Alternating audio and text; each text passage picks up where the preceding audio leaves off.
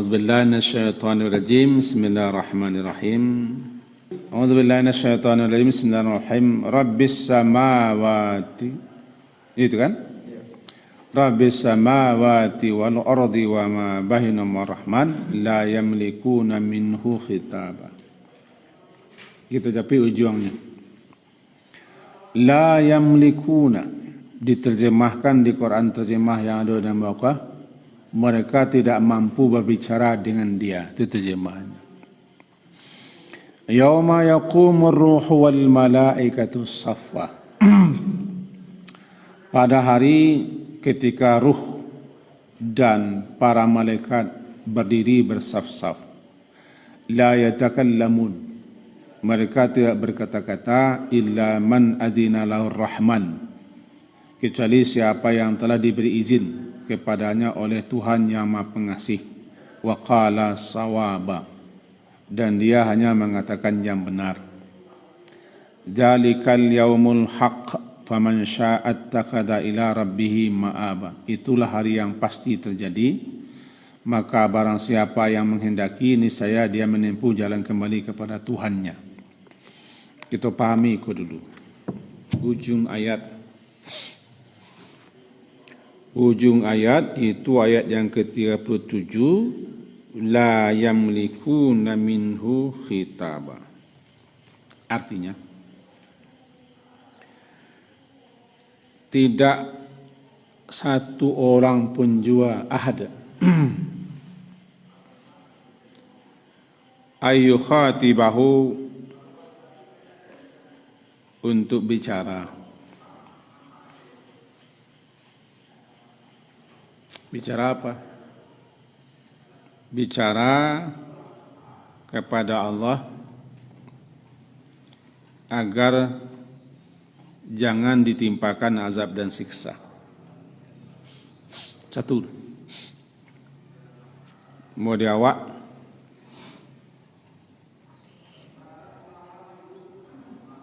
datanglah si anu meminta agar kita jangan memberikan sanksi hukuman kepada anaknya, kepada kemenakannya, kepada kawannya, kepada orang kampungnya. Datang pagi kita minta jangan sampai guru atau yang tidak samang jangan sampai menghukum, memberi sanksi kepada anak buah.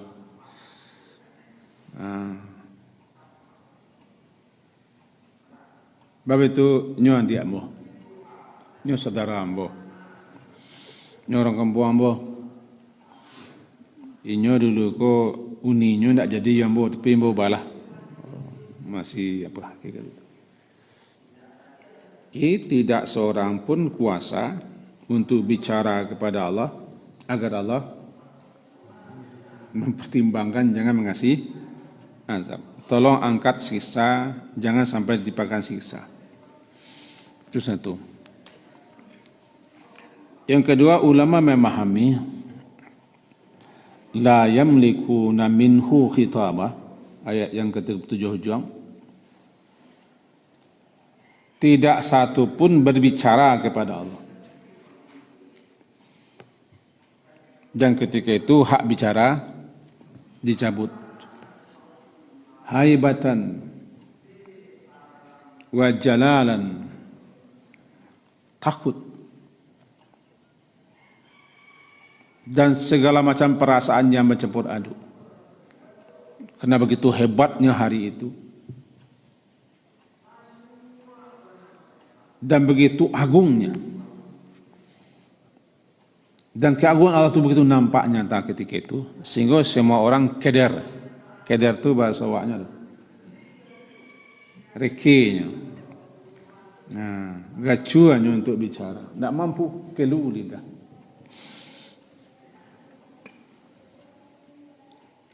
Sebab ketika itu Allah menampakkan keagungannya, kebesaran. Tidak ada yang berani bicara.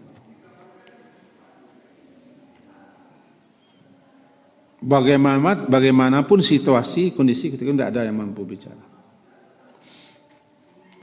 Ya Nabi Adam Nabi Nuh, Nabi Ibrahim, Nabi Musa, Nabi Isa yang terkenal dengan ulul azmi sama-sama menggeleng.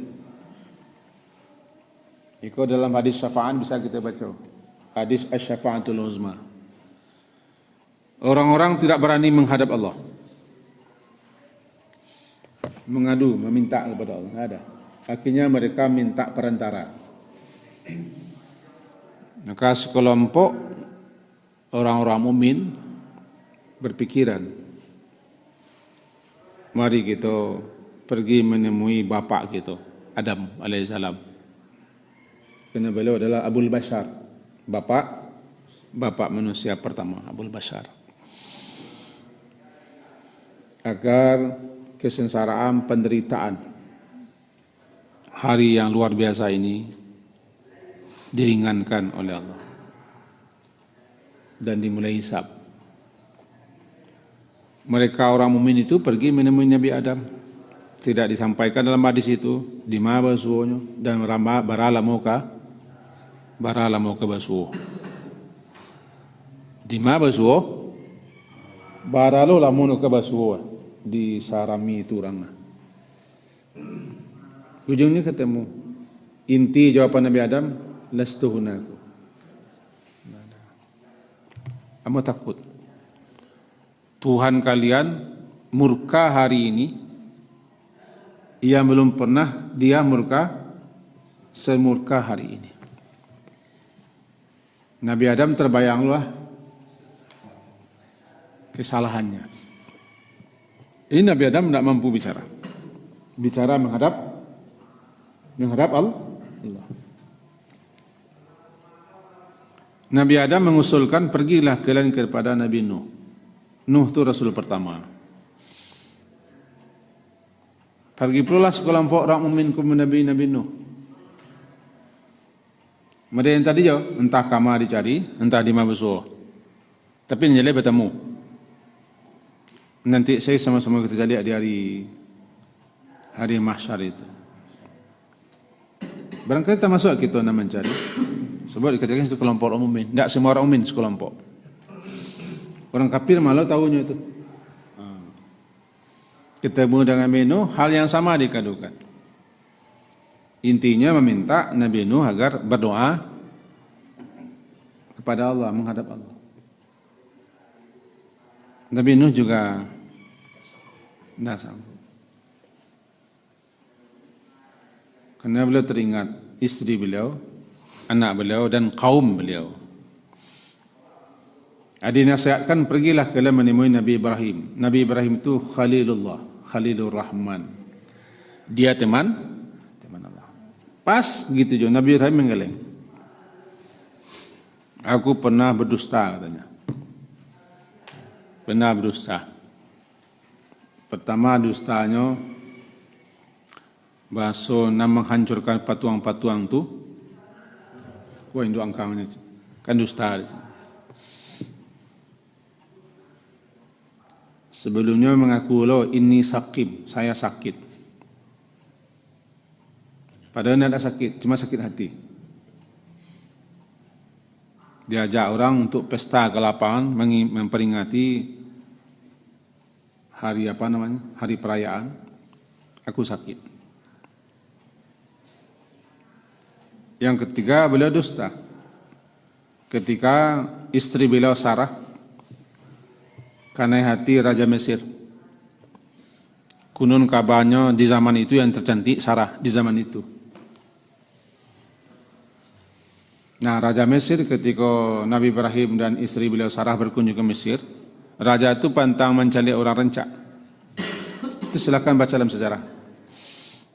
Dan beliau punya mata-mata. Nampak saya tercela orang panggil ke sana. Nampaklah. Istimewa. Jadi tidak pakai hijab. Jangan tanya oleh hijab, tidak hijab. Ya, kalau nampak itu tidak hijab. Kajian tidak hijab. Panjang cerita dipanggil Nabi Ibrahim. Kau siapa engkau kau? Itu saudaramu aja. Kalau kecil bininya bawa kan? Itu saudaramu, saudari ambo. Tapi maksudnya kan saudari saya Islam. Cuman walaupun tidak duto sebenarnya doh. Tidak duto doh. Cuman Nabi Ibrahim hanya itu kesalahan beliau, merasa tidak mampu bicara. Khitab itu tidak mampu. Itu Nabi itu. Kalian pergilah ke Nabi Musa. Nabi Musa menjawab yang sama. Kamu pernah meninju orang, Mike Tyson, tinju orang. Mike Tyson, tinju orang. Dan mengungkapkan kesalahan-kesalahannya. Nabi Musa menasihatkan pergilah ke Nabi Isa, dia ruhullah. Kalau Nabi Musa kalam al-kalim. Baiklah ke Nabi Isa. Kan? Nabi Isa juga enggak, aku disembah-sembah orang katanya. Akhirnya pergilah ke Muhammad. Jadi manusia satu-satunya yang bisa bicara adalah Nabi Muhammad. Bila diizinkan bicara.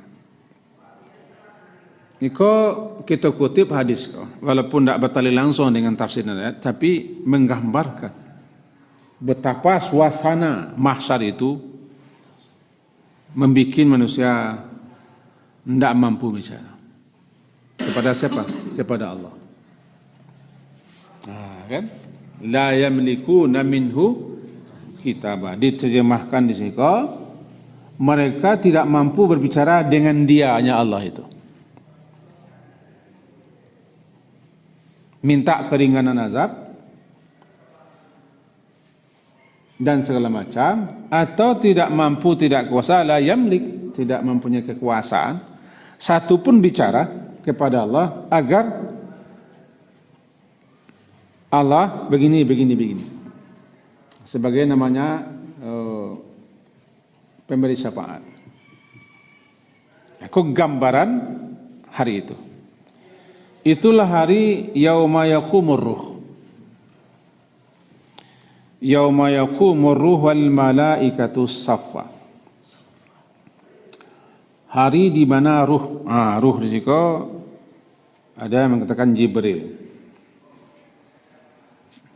Di hari yang menakutkan itu, di hari yang sangat dahsyat itu, yaqumur ruh wal malaikatu. Diterjemahkan juga pada hari ketika ruh dan para malaikat berdiri di bersaf-saf. Banyak ulama memahami ruh di situ adalah Jibril alaihissalam. Karena Jibril sering dipanggil ruhul amin. Ruh yang dipercaya. Kadang-kadang seperti ar-ruh. Di hari yang menakutkan itu, di hari yang sangat dahsyat itu, yang tak mungkin kita lukiskan dalam bentuk kata-kata. Ketika itu Jibril, malaikat yang Allah percaya untuk mengatakan wahyu, dan diutus oleh Allah untuk berbagai macam hal yang diperintahkan, termasuk para malaikat-malaikat lainnya. Mereka semua yaqumu saffa, bersaf-saf. Dalam ayat lain surah Al-Fajr ini salah. Waji'a bi jahannam, dan didatangkan neraka jahanam, diperlihatkan, dipertontonkan neraka jahanam. Kan itu ayat lain. Diperlihatkan, dipertontonkan neraka jahanam. Maka saat itu yauma idzin yatadzakkar wa jaa rabbuka wal malaku saffan saffa wa jaa yauma idzin bi jahannam. Nah, malaikat saffan saffa. Malaikat terkenal sangat dengan keteraturan, kerapisan safnya. Sehingga Nabi sallallahu alaihi wasallam beliau, apakah kalian tidak mau menyusun saf sebagaimana safnya malaikat-malaikat? Sampai Nabi menegur para sahabat, tentu kita lebih utama nak acok centang perenang saf, tidak mau menyusun saf sebagaimana safnya malaikat. Karena malaikat itu memenuhi saf itu dengan lurus, rapi, teratur dan rata, dan memenuhi saf terdepan. Malaikat seperti itu mengatur saf. Dalam tafsir Ibnu Katsir kita kutip dan kita bahasa kita kan ringkasnya. Malaikat-malaikat yang ja'a rabbuka wal malaku saffan saffa dalam surah Al-Fajr itu. Ketika digulung langit pertama. Nanti kan Allah menggulung langit. Matwiyat, beliau gulung langit. Ketika Allah menggulung langit pertama, maka turunlah para malaikat-malaikat penghuni langit pertama. Yang jumlah malaikat-malaikat itu sebanding dengan jumlah yang ada di mahsyar. Sianan hadir di mahsyar, manusia dan jin dan segala macam, sarami itu, sabanyak sesambuh itu. Maka malaikat-malaikat penghuni lapis langit pertama, jumlah mereka sama banyak dengan manusia atau jin, siapa saja ada di mahsyar. Turun mereka semua membentuk saf. Membentuk saf. Digulung pula langit yang kedua. Jumlah malaikat penghuni langit kedua 2 kali lipat dari jumlah malaikat penghuni langit pertama. Mereka bentuk saf lapis kedua, lingkar. Digulung pula langit ketiga, jumlah mereka 2 kali lipat daripada yang telah lalu, terus sampai ke langit ketujuh. Maka mereka bentuk saffan saffa. Itu dalam tafsiran Al-Fajri. Kalau dalam surah An-Naba, yauma yakumur ruh, Jibril. Itu yang paling banyak penafsiran. Jibril berdiri tegak tampil. Dan bersama Jibril ketika itu adalah al-malaikatul kiram, para malaikat-malaikat mulia, sampai malaikat-malaikat yang disebut dengan al-karubiyun. Ada nama malaikat namanya al-karubiyun. Rupanya al-karubiyun itu adalah malaikat yang menjadi tokoh-tokoh utama malaikat. Tokoh-tokoh utama malaikat. Termasuk dalam tokoh-tokoh utama malaikat itu adalah hamalatul arash. Malaikat yang ditugasi memikul arash. Semua malaikat-malaikat itu dan malaikat-malaikat yang terakhir turun adalah malaikat-malaikat al-karubiyun, tokoh-tokoh petinggi-petinggi malaikat. Semua membentuk saf. Apalah kira-kira kita mengkhayalkan gambaran suasana hari itu.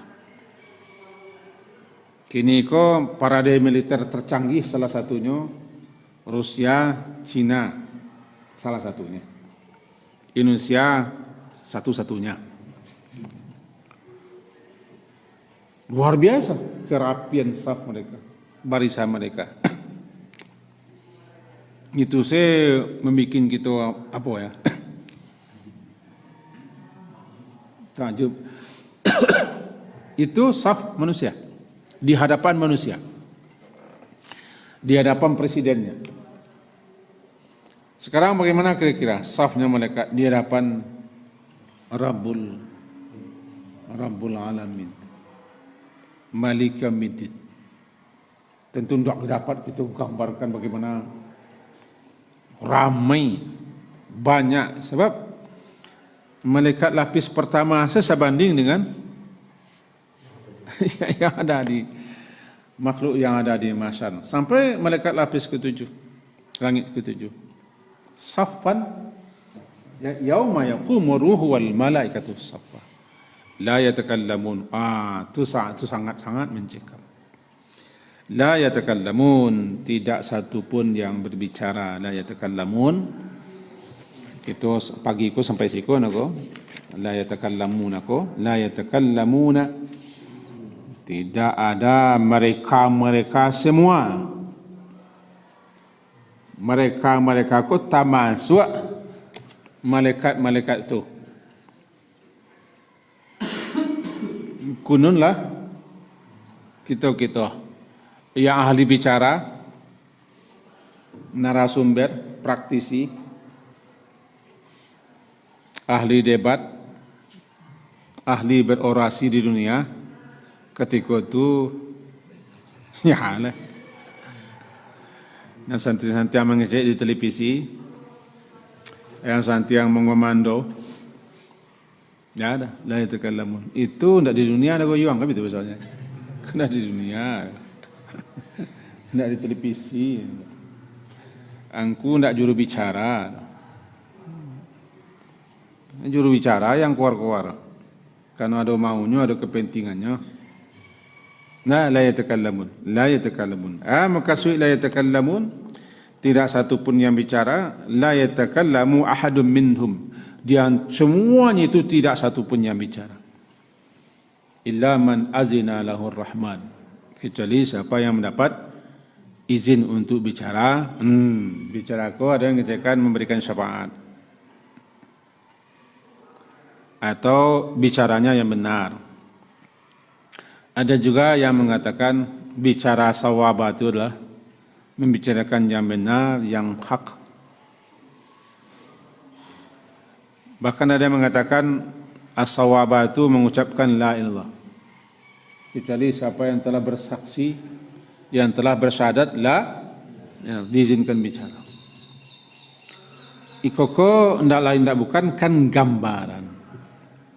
Gambaran keadaan saat hari kiamat, saat kita dihalau, digiring menuju mahsyar, kemudian dikumpulkan. Di saat dikumpulkan itu semua bertelanjang, tidak balas kaki, tidak berkhitan, tidak ada penutup, buhman, tidak ada apa-apanya, buhman tidak ada apa-apanya, tidak membawa apa-apa. Tidak ada apa-apa dan tidak membawa apa-apa. Ditelanjangi. Kapankah kita mulai berbaju? Tidak pernah, tidak dikasih tahu. Itulah saat kita tidak merasa tidak punya apa-apa dan tidak ada apa-apa. Siapa apa-apanya? Awak pakai apa-apa dulu kan di adosiko. Adosiko. Kini itu nasi itu itulah habis. Nah, itulah saat terbalik. Saat terbalik. Nan terbalik, orang-orang nan dulu jumawa di atas dunia. Tahu jumawa? Angkuh, sombong, lalim, otoriter, mahandet. Siaden, ini dadaku, mana nadamu katanya. Ketika hari itu bagaikan semut yang diinjak-injak. Bagaikan semut yang, itu jelas hadisnya. Dan ketika itu Allah telah mencabut semua kekuasaan dan yang berkuasa. Anal Malik, saya yang raja. Ketika itulah Allah menampakkan betul Malik Yaumiddin. Karena semua sudah habis. Ainal Muluk, Ainal Mutakabbirun, Ainal Jabbarun. Di mana kalian raja-raja? Di mana kalian orang-orang yang sombong, yang angkuh, yang otoriter, yang sebenarnya mana kalian? Nah, ada jawaban? Memang sudah mati, sudah habis. Iko kekuasaan mutlak di tangan Allah. Jati dunia manusia masih diberi kekuasaan, pinjaman, termasuk kekuasaan mengecek masih dibiarkan. Tapi semua di akhirat nanti kekuasaan bicara pun cabut. Jadi siapa yang diizinkan? Gambaran ikhwah, kok gambaran suasana nanti dari kiamat. Yang akan dilindungi ya orang yang bertakwa juga. Yang akan dipelihara dijaga orang bertakwa. Karena kaji kita tidak tamat, tentu kesimpulannya adunleh. Kesimpulan yang bisa kita ambilnya sampai siko kaji, Pak. Itu kesimpulan. Semoga ada faedah dan manfaatnya untuk saya dan kita semua. Diakhiri, subhanakallah wa bihamdika. Asyhadu an la ilaha illa anta astaghfiruka wa atubu ilaik. Wassallallahu ala Muhammadin wa ala alihi washabihi ajma'in. Assalamualaikum warahmatullahi wabarakatuh. Syukran ya Rabbi, syukran. قلبي شكرا.